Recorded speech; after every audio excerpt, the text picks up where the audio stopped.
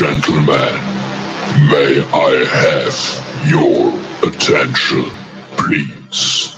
It's time for the final countdown.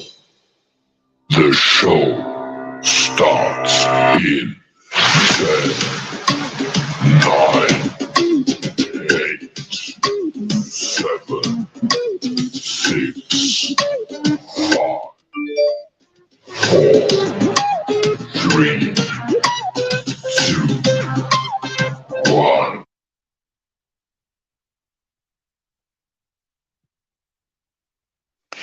This is Brother Wonder representing for Servant David, the man with slew Goliath.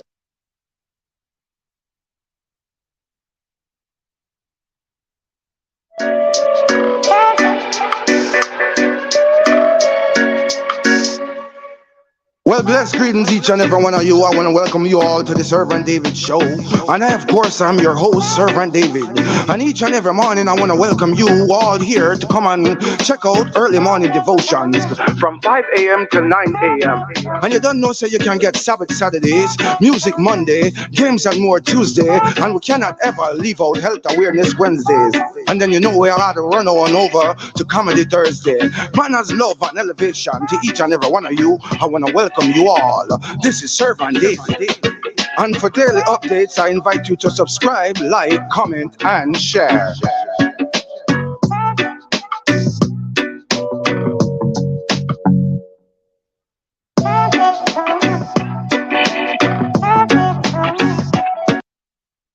In this Bible story from the book of Job, there's a wealthy man named Job residing in an area called Uz with an extended family and vast flocks. He is blameless and upright, always striving to live a moral life. He had a very disciplined relationship with God. In the land of Uz, there lived a man whose name was Job. This man was blameless and upright. He feared God and shunned evil. He had 7 sons and 3 daughters, and he owned 7,000 sheep, 3,000 camels, 500 yoke of oxen, and 500 donkeys, and had a large number of servants. He was the greatest man among all the peoples of the East. His sons used to hold feasts in their homes on their birthdays, and they would invite their 3 sisters to eat and drink with them. When a period of feasting had run its course, Job would make arrangements for them to be purified. Early in the morning, he would sacrifice a burnt offering for each of them, thinking, "Perhaps my children have sinned and cursed God in their hearts." This was Job's regular custom. Job chapter 1, verses 1 through 5. God extols Job's virtues to Satan, but Satan counters that Job is only righteous because God has lavished him with favor. One day the angels came to present themselves before the Lord, and Satan also came with them. The Lord said to Satan, "Where have you come from?" Satan answered the Lord, "From roaming throughout the earth, going back and forth on it." Then the Lord said to Satan, "Have you considered my servant Job? There is no one on earth like him. He is blameless and upright, a man who fears God and shuns evil." "Does Job fear God for nothing?" Satan replied. "Have you not put a hedge around him and his household and everything he has? You have blessed the work of his hands so that his flocks and herds are spread throughout the land." Job chapter 1, verses 6 through 10. Satan dares God that, if given the approval to inflict suffering, Job will change and curse God. God allows Satan to torment Job in order to test this bold claim, yet he stops Satan from taking Job's life. "But now stretch out your hand and strike everything he has, and he will surely curse you to your face," the Lord said to Satan. "Very well then, everything he has is in your power, but on the man himself do not lay a finger." Then Satan went out from the presence of the Lord. Job chapter 1, verses 11 and 12. Job receives 4 reports in one day, each notifying him that his sheep, servants, and 10 children have all died as a result of thieving invaders or natural disasters. One day, when Job's sons and daughters were feasting and drinking wine at the oldest brother's house, a messenger came to Job and said, "The oxen were plowing and the donkeys were grazing nearby, and the Sabaeans attacked and made off with them. They put the servants to the sword, and I am the only one who has escaped to tell you." While he was still speaking, another messenger came and said, "The fire of God fell from the heavens and burned up the sheep and the servants, and I am the only one who has escaped to tell you." While he was still speaking, another messenger came and said, "The Chaldeans have formed 3 raiding parties and swept down on your camels and made off with them. They put the servants to the sword, and I am the only one who has escaped to tell you." While he was still speaking, yet another messenger came and said, "Your sons and daughters were feasting and drinking wine at the oldest brother's house when suddenly a mighty wind swept in from the desert and struck the 4 corners of the house. It collapsed on them, and they are dead, and I am the only one who has escaped to tell you." Job chapter 1, verses 13 through 19. In his grief, Job tears his garments and shaves his head, but he still praises God in his prayers. At this, Job got up and tore his robe and shaved his head. Then he fell to the ground in worship and said, "Naked I came from my mother's womb, and naked I will depart. The Lord gave, and the Lord has taken away. May the name of the Lord be praised." In all this, Job did not sin by charging God with wrongdoing. Job chapter 1, verses 20 through 22. Satan arrives in heaven again, and God allows him another opportunity to test Job. Job is suffering from horrible skin rashes this time. Job's wife tries to persuade him to denounce God and give up and die, but he resists and tries to bear his sufferings. 2 plots are expertly intertwined, a heavenly plot and an earthly one. The occurrences on earth are the result of something that has already occurred in heaven, just as there is war on earth immediately following a conflict in heaven in the book of Revelation. Eliphaz, Bildad, and Zophar, 3 of Job's friends, arrived to console him, sitting with him in silence for 7 days in honor of his grief. Job speaks on the 7th day, starting off a dialogue in which each of the 4 men provide poetic descriptions of his problems.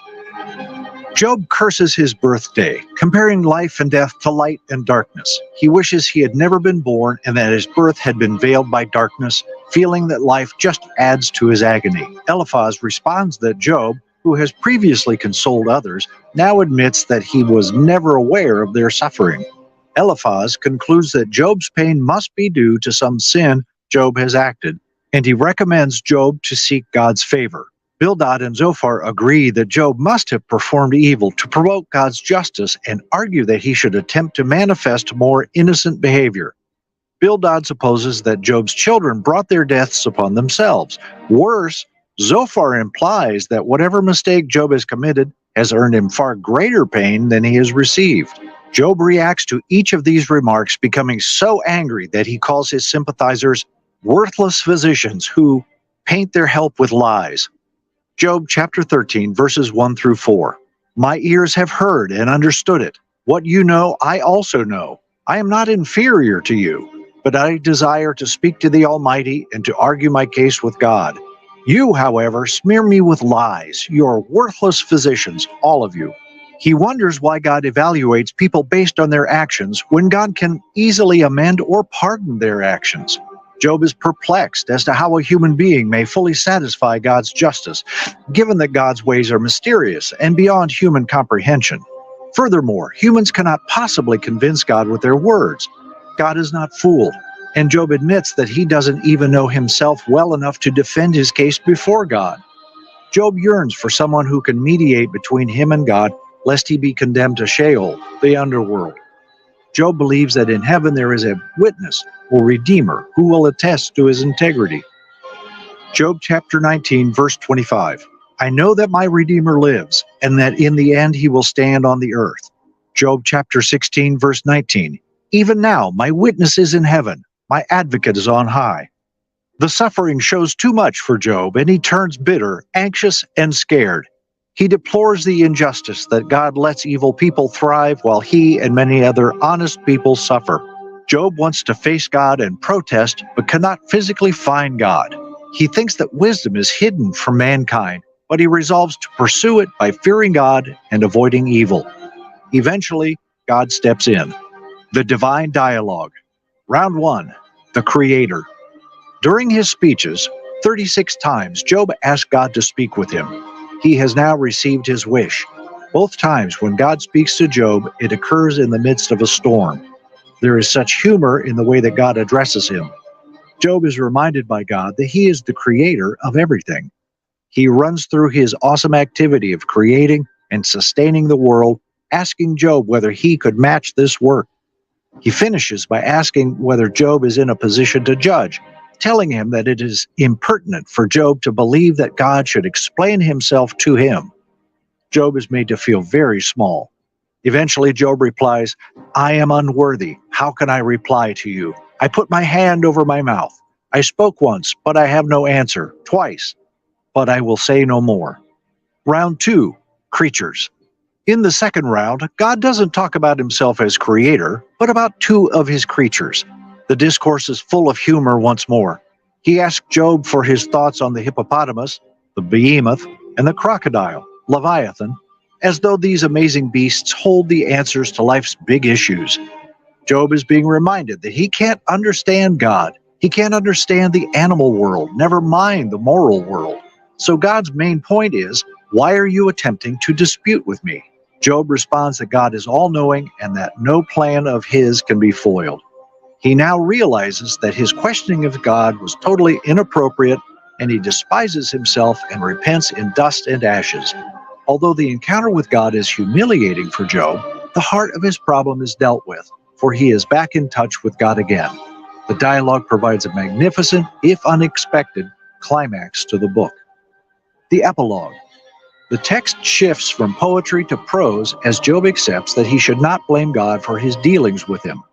Job's children, 7 sons and 3 daughters, property and camels and sheep flocks are returned to him by God, and he becomes far wealthier and happier than he was before.